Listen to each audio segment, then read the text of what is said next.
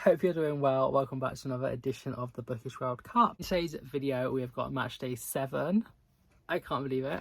And we have Colombia versus Jamaica. I have recently started reading Jamaica's entry, so I won't talk about that. But I have finished Colombia's. I just read it all in one go because it is very short. And that is Chronicle of a Death Foretold. Don't know why I say it like that, by Gabriel Garcia Marquez, translated from Spanish by Gregory Rabassa.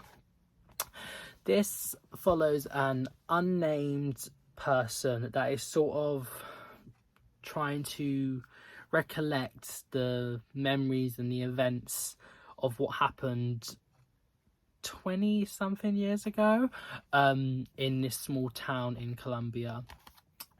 Where a man, Santiago Nassar, was brutally murdered by these two people.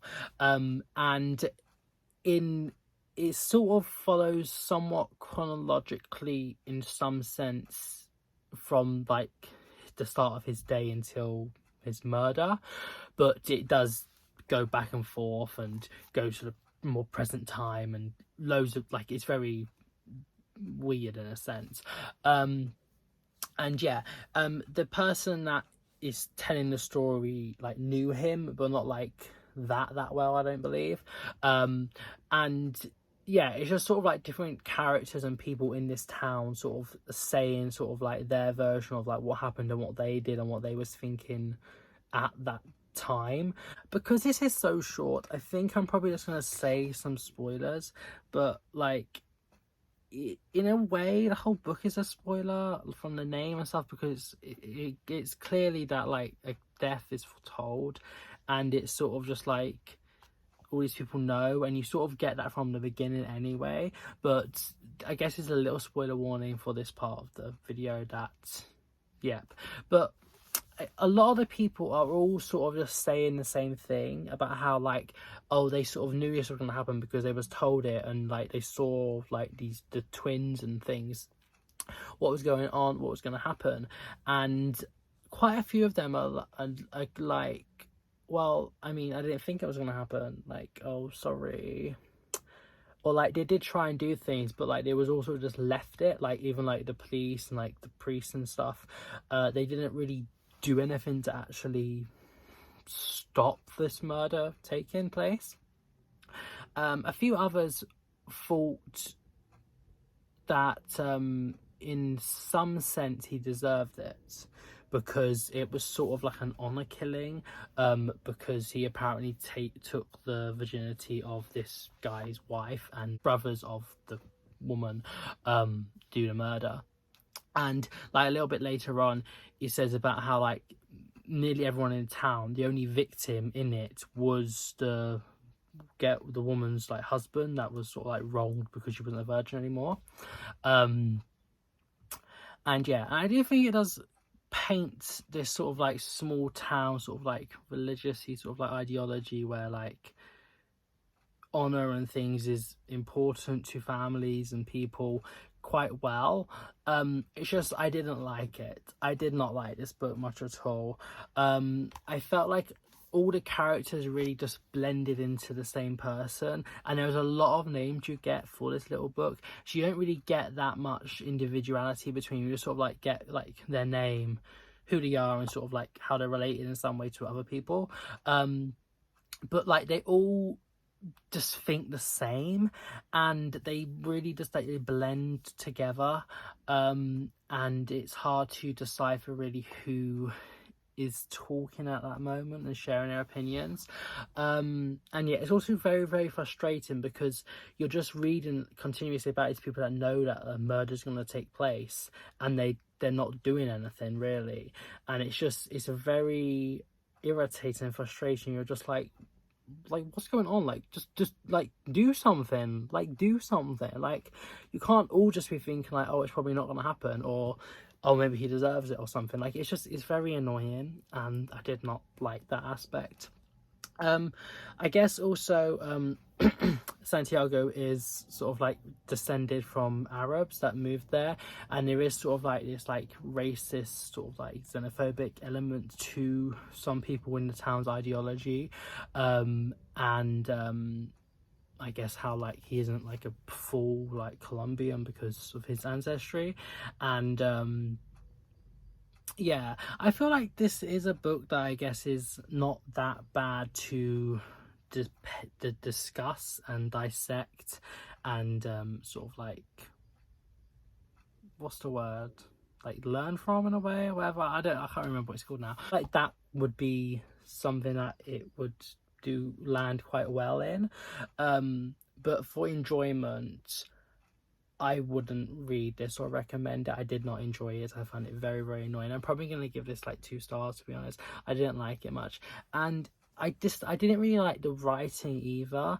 Like, names are just said so much. And I feel like it's a little bit clunky. I don't know if that's because of the translation as well. That some of it might have been lost in the translation. But I didn't really like it, and I'm probably not gonna go out of my way to check out another book by Marquez. I know a lot of people like really like his more famous book, 100 Years of Solitude. I might check that out, but like I'm not in a rush. Like I've got enough books. Like maybe like when I've read like a big chunk of what I have, then I might check him out again. But yeah, I didn't really like this, and yeah, so let's get on to Jamaica. So I'm back with the update, or well, actual review of A Million Aunties by Alicia Mackenzie. So this was the Jamaican entry, and I just quickly want to say Jamaica at the World Cup slayed. Like I loved watching them. They were so good. Like they were just, yeah, I think they only like let a goal in at like the round of 16 stage and like lost to Colombia, but like they didn't, like they drew against France. Can't remember who else they played now, but they were just really good. And yeah, also their main striker Khadija Bunny Shaw is like the main scorer for my women's team I support, Manchester City, and also the goalie Becky Spencer and also Drew Spence, who's like a midfielder, are like really good. They both play for Tottenham in the WSL, so I like seeing them. But yeah, that's about the football team. It's about the book. This was really good. I really enjoyed this. I feel like it's just a nice book in a way, but it also deals with like bad things and like things as well. And yeah, it's hard to say we have really a main character. I guess the mainest of them is Christopher, and he not long, like a few years ago, he lost his mother, and then I think not that long ago also he lost his girlfriend, I believe, Lydia.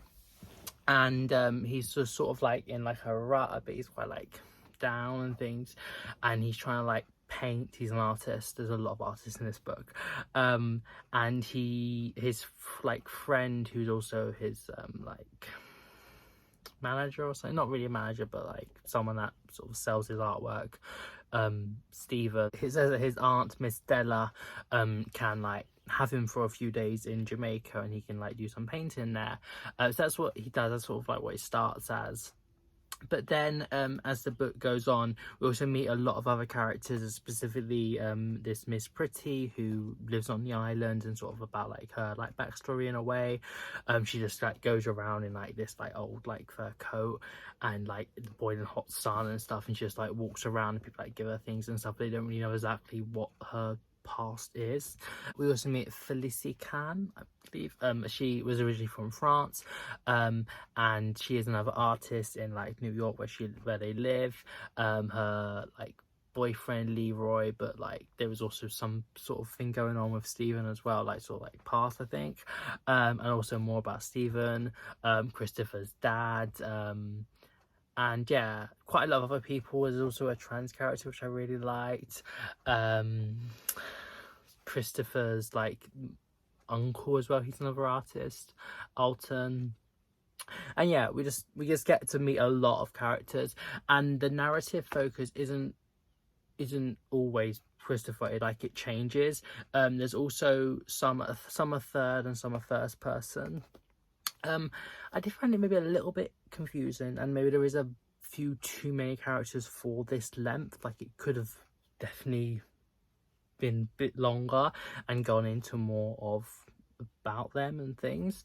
But I think for what it does and the way it addresses sort of like grief and like racism and xenophobia and like lots of current topics, I think it does them very well, and there's just a very nice reading experience, I guess, and you really like these characters and you really want them to do well and things to like, you know, pan out good.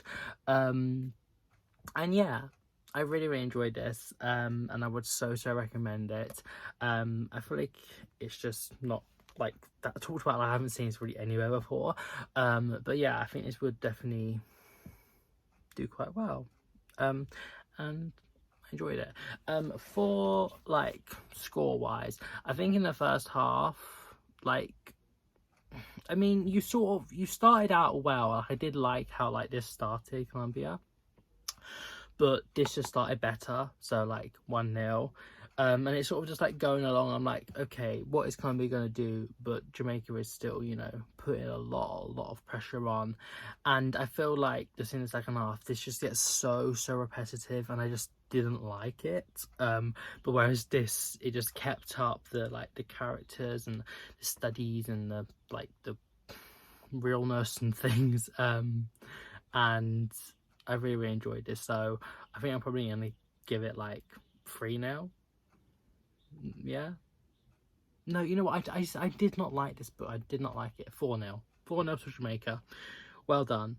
For star rating, I think I'm probably gonna give it maybe like 4.5 stars, but maybe round it down to 4 on Goodreads. It was like amazing, but I did enjoy it a lot. So yeah, and I think I said I gave this 2. So yeah, sorry Colombia, you were going home, and Jamaica, you are progressing to the next stage. I hope you enjoyed today's video, and I shall see you soon. We're coming up with the last round soon, and yeah, have a nice morning, even wherever you are in the world.